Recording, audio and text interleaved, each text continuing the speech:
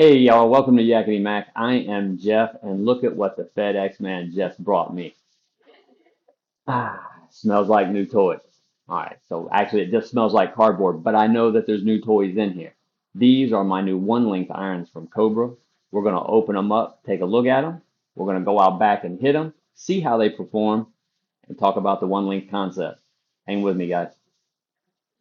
All right, y'all. I got them all unboxed, unwrapped, laid out on the table here. I have got the 7 iron in my hand. These are the Rad Speed irons. They're a couple of generations old. I got them from Maple Hill Golf. I'll put the link to Maple Hill in the description below. But my initial impression, this is a nice looking golf club. It's got a very wide sole on the bottom of it. These are definitely what you would consider super game improvement, but it's not like annoying, monstrous. I know people will say they look like shovels. I don't think so. They've got a nice bevel right along the edge here to help with turf interaction. On the back, you've got the 3D printed inlay that helps hide the cavity. Traditional blue and red one length colors. Looks nice. They've got tungsten weighting here on the end. Each one of the clubs has a different weight. If you want to change these out, which I'm not sure why, but if you want to, you have to take these in to have them done.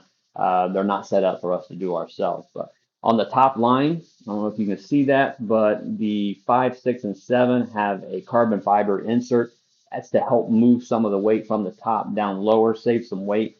These are pretty strong lofts, so I'm interested to see how they do. I know technology has enabled these manufacturers to strengthen the lofts by dropping the weight lower, so you still get the launch. It's the spin that I'm a little concerned about. So can't wait to see how they do. These are KBS shafts, nice, and then your standard lambkin grip. I'm going to change these out pretty quickly. I'm more of a Win DryTac 2.0. That's actually the only aftermarket grip that I have used. I just fell in love with it from the first time. If you know of one that you think is better, let me know in the comments below. So anyway, let's get these outside. I'm going to take the 7 iron and the pitching wedge, excuse me, and we're going to hit those, see how they do, and talk about one length. This is not my first go around. Some pluses and a couple of minuses. Let's go. Currently, I am gaming the Cobra F9 Speedback one length. Um, so, been using one length clubs for a couple of years now. I've shot my best scores with them. There are some pluses to them. There's also a couple of misconceptions I'm going to talk about as far as the one length goes as well. So I'm going to start off and just hit a couple of shots with 7 iron. I'm not going to go through here and just hit shot after shot without any sort of um, metrics where you can see ball flight, so on and so forth. I'm just going to let you know how I think they feel, and then I'm going to talk about one length in general. These feel very, very close to what I'm using currently. I will say that it's tough getting used to a standard grip. I've been using the mid-size. So, all right, we'll take a swing here with a 7 iron. Looking down at it from the top line, a lot of people say, "Whoa, when I look down at the club, I don't want to see the back, so and so." I don't see that anyway. When I'm standing over a golf ball, the only thing I'm looking at is the ball and the face. I don't even notice any of the other stuff. I will say that black top line did pop out at me when I looked down at it right off the bat, but it's not anything I'm going to stare at. It's not going to take all of my attention. So, all right. Anyway, let me take my first swing with it and see how it does. Whew. I pulled that a little bit, but man, I don't know if you're going to be able to see this or not. I caught it just a little bit low on the face right there, um, but pretty much dead center. Man, that felt nice. It really did. Um, I definitely could feel like that ball was flying off the club face. I'll take one more here. Woo! That was hot. I even caught that a little bit lower on the club face. And that's kind of what these clubs are designed for. They're pushing this weight down because, well, we're going to catch the ball low like that. And wow, that definitely came off with some speed to it. So, all right, guys, I'm going to hit a couple more and talk to you while I'm hitting with my pitching wedge.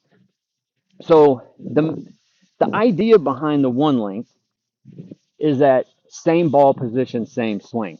Well, after having hit these for a couple of years, that's not necessarily the case. And the reason is, especially for us amateurs, weekend hackers, whatever it is, depending on the day, the low point of our swing is going to be going to be different than it was in the round you played last week or whatever it may be, because we don't have that consistency in our swing like more of the accomplished players do. So I find myself playing with ball position sometimes throughout the round just because the bottom of my arc is changing from time to time. Maybe I'm sliding a little bit more through my swing. So this notion that you go to one length and you're going to have the same setup every single time, I've not found that to be true. However, I do find that I'm not having to think about my setup all of the time. I start off with the ball generally middle of my stance, regardless of which one of the irons I'm hitting, four through gap wedge. I start off with in the middle of my stance. Now I might have to adjust it a little bit depending on my swing for that day. But let's say I find out that I'm catching a little bit of turf before the ball, so I decide to move the ball back in my stance a little bit. Well, I do that with all of my irons, and it's the same place with all of my irons. So you will be playing with ball position, but just not as often, and not as much guessing as you would with say your progressive length club. So that's the one thing about the one length. The other thing is that it takes a minute. Definitely pulled that shot. Caught that out closer to the toe, still in the grooves, but closer to the toe. The one thing about one length that takes a little bit of getting used to at first are the wedges, because it just feels weird when you're sitting over a 100-yard shot and the club you're holding in your hand, that's better, feels like a 7 iron because they're all the 7 iron length. So that takes just a little bit of getting used to, but it goes quickly. Now, if I've got a 40-yard and I'm hitting a bump and run or something, I'm choking down, so I shorten the length of that club. But it does take a little getting used to with your wedges. I actually fear now of if I ever go back to a progressive set, that it's going to feel weird swinging a shorter club with a full swing. I'm so used to these. I'm so used to that 7 iron length now. I've grown so accustomed to it that if I were to ever go back to a progressive length club and a traditional, say, pitching wedge, gap wedge, that I would struggle with how short it is taking a full swing. That's going to feel weird to me. I carry a Vokey 56, and I don't take full swings with it because it just feels too weird. So, little caution. If you go to one length, you are going to, in a relatively short amount of time, you're going to adjust to the longer wedges. The harder part might be if you ever tried to go back. Getting used to the shorter wedges again, swinging full swing with such a short club feels so weird. So, all in all, I love the one length. I've shot my best rounds since I've had them. It just so happens it coincides with when I got my net here too, so I'm able to practice more. Uh, you know, how related are those two things? Not quite sure. So, guys, I appreciate you watching this. That's my take on one length. I am a believer. I love the simplicity of it all. Would I ever go back to a progressive set? I would. I would try it. I tinkered around with the idea. Why'd I get a new set in the first place? Because last week I snapped the head off of my 7 iron. And so I started looking for a replacement. And by the way, I didn't do it on purpose. I was taking some shots, and next thing I know, the head snapped off of it. Not sure why, but that's neither here nor there. I started looking for some replacements, and just for one club was going to cost me over $100.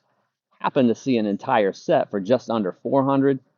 Like, that's a no-brainer. Newer, you know, 400 versus 100 I get. Now the cool thing is, since it's one length, I'll put this set in my bag. I'll save my others. If I have a situation again like a broken head on a club, I can swap them out. Yeah, going to be a little bit of a different head, a little bit of a different feel, but it's going to be the same length club. It's going to be pretty much the same. There's only 2 generations apart from these and the F9s that I'm swinging now. So, guys, again, appreciate you checking this out. Do me a favor, hit the like button, hit the subscribe button so you can see more. I've got a golf trolley, aka push cart, that I don't have to push. I'm going to do a review on that coming up. I think they call that a teaser in the business. So anyway, subscribe, hit the like button, and do me a big favor. You know someone that's maybe thinking about some new golf clubs or just getting into golf or something, share this video with them. That's one of the things that can really help this channel out the most, is sharing videos and just being social. After all, it is social media. Appreciate your time. Thank you very much. And until we meet again, get out and play.